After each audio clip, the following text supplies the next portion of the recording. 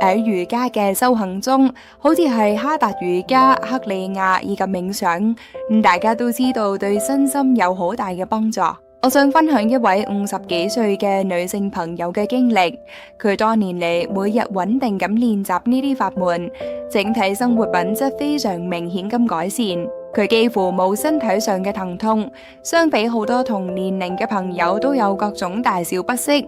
佢嘅情緒亦都變得越嚟越穩定，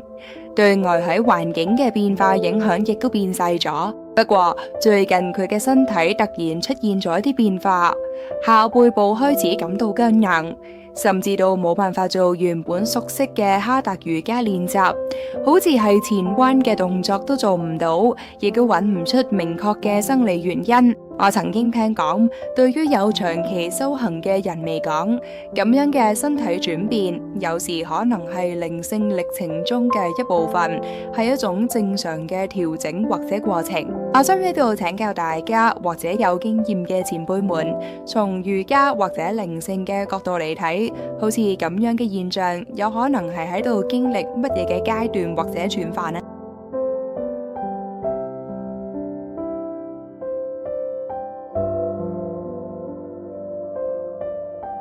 咁嘅經歷，其實喺修行者之間並唔少見，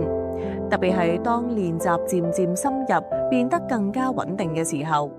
能量轉化嘅自然現象喺克里亞瑜伽、Kriya Yoga 或者冥想瑜伽 Meditation Yoga 中，內在嘅能量開始啟動，有啲傳統稱為昆達里尼 Kundalini。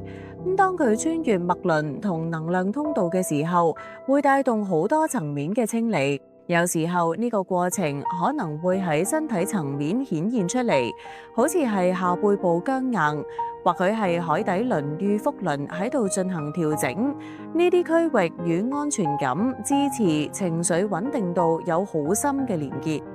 身體作為內在智慧嘅信息載體，瑜伽並唔只係喺度練動作，而係透過身體嚟傾聽內在。有時身體選擇暫停，係因為佢正喺度講嘢，提醒我哋都許係時候調整方式，放慢節奏，甚至深入傾聽更深層嘅自己，潛藏情緒或者記憶嘅釋放。當我哋越嚟越穩定，心變得安定落嚟嘅時候，有啲潛藏好耐嘅情緒記憶亦都會悄悄浮現。呢啲嘢成日唔係透過意識浮現，而係透過身體嚟呈現。下背部就好容易儲存同被支持感、信任或者恐懼相關嘅記憶。呢個係一段整合嘅旅程。呢個可能唔係問題，亦都唔係退步，而係修行歷程中嘅一個轉化期。有啲人會稱之為整合期，就好似自然界有4季一樣，修行亦有自己嘅節奏。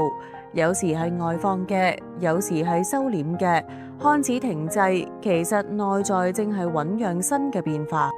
溫柔面對同自我調整，呢個時候我哋最需要嘅唔係再用力修行，而係俾自己更多溫柔與空間。也許可以改造一啲更支持性嘅練習，比如收腹式瑜伽、靜坐或者深層呼吸練習，亦都可以同熟悉靈性歷程嘅老師交流，獲得一啲引導與支持。